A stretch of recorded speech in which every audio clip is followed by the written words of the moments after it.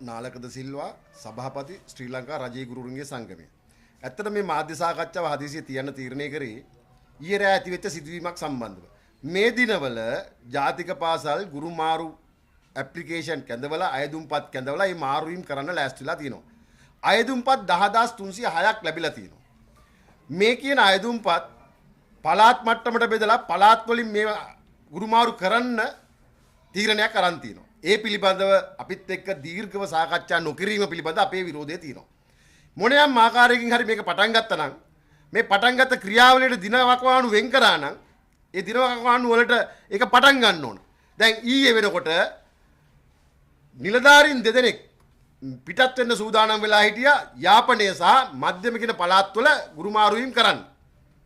ඒගොල්ලෝ කැඳවීම් ඔක්කොම ලෑස්ති කරලා තියෙද්දි යාපනයේ ගුරු මාරු මණ්ඩලයට රැස් කරන්න යන නිලධාරියා පිටත් වෙලත් ඉවරයි. හිටිය රෑ 12ට විතර කතා කරලා ඒවා කැන්සල් කියන්නේ කුමන හේතුවකටද කියලා අපි දැනගන්න අවශ්‍යයි. අපිට සැකයක් තියෙනවා ඊයේ වෙනකොටත් ආණ්ඩු පක්ෂයේ නියෝජනය කරන වෘත්තීය සමිති තමන්ගේ නියෝජිතයන් නම් කරලා අමාත්‍යාංශයට බාර දීලා නැහැ කියන සැකය අපිට තියෙනවා. දැන් මේවා තමයි මුදල් අවභාවිතය.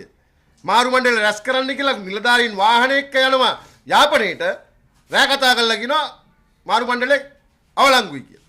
මේ වගේ වැඩ කරලා මේ කියන මේ ක්‍රියාවලිය අඩපණ කරන්න ඕක මේ කරන ක්‍රියාවලියට මේ මුළු අමාත්‍යාංශයම වගේ කියන්න ඕන. කරුණා කරලා මේ වෙච්ච සිද්ධිය සම්බන්ධව විමර්ශනයක් පටන් ගන්න. මේ සැලසුම් කරලා තිබිච්ච මාරු මණ්ඩල දෙක අවලංගු කරන නියෝගය නිකුත් කරපු නිලධාරියා කවුද කියලා හොයාගන්න. ඒ නිලධාරියා ඇයි එහෙම කරන්න කියලා හොයාගන්න. අපිට සැකයක් තියෙනවා. ඒ වෙනකොටත් ආණ්ඩු පක්ෂය තමන්ගේ නියෝජිතයන් නම් කරලා තිබුණේ නැහැ. ඒ නිසා මේක කරා නම් මේක මුදල් අවභාවිතයක්. යන වියදම ගමන් නිලධාරියා මේ නිලධාරියාගේ ගමන් වියදම අපේ නිලධාරීන් ගිහිල්ලා තියෙන කාලය මිනංගු කිරීම අවලංගු කිරීම මේ ඔක්කොම මේකට අදාළයි. හැබැයි මතක තියාගන්න අමාත්‍යාංශයට බැරිලා තිනවා ගිය අවුරුද්දේ මාරු වෙච්ච ගුරුවරු තාම ඉස්කෝලේට යවා ගන්න. ඒ නිසා අකාර්යක්ෂම අමාත්‍යාංශයක් ගිය අවුරුද්දේ තිබු මාරු වීම වලින් තාම නොගිය ගුරුවරු පාසල් වල රැඳිලා ඉන්න පරිසරයක මේ අවුරුද්ද එක පටන් ගත්තේ 10306ක් වෙන ගුරුවරුන්ට සාධාරණයක් කරන්න. ඒ නිසා 10306ක් කියන ගුරුවරුන්ට ඔවුන්ගේ පෞද්ගලික අවශ්‍යතා මත ඉල්ලපු මාරුවීම් තියෙනවා. තමන්ගේ අම්මගේ තාත්තගේ අසනීප ළමයිගේ අසනීප ස්ථාන මාරු දුර ඒ ඔක්කොම බලලා ඒ ඔක්කොම කරන්න තියලා සැලසුම් කළා තිබිච්ච එක හිටි හැටියේ අයියර නැවතුයි. කරුණාකරලා ඒකට උත්තර දෙන්න අධ්‍යාපන ඇමතුමිය. ඒ නැවතුවේ කාගේ බලපෑමටද? ඒ නැවතුවේ ආණ්ඩු පක්ෂ නිලධාරීන් නම් කිරීම ප්‍රමාද නිසා නම් අපි මේ ආණ්ඩුවෙන් ওই වගේ උත්තරයක් බලාපොරොත්තු වෙන්නේ නැහැ. ඒ නිසා කරුණාකරලා මේ සම්බන්ධ විමර්ශනයක් පටන් ගන්න. ඒ නැවැත්වීම කරන්න නියෝග තිබ්බ නිලධාරියාට සහ ඔය ගිය වියදම් පිළිබඳව පියවා ගන්න ක්‍රමවේදයක් අනුගමනය කරන්න අපි ඒක පැහැදිලිව ඉල්ලීමක් කරනවා. අනිත් කාරණාව මේ කියන අධ්‍යාපන සභාව.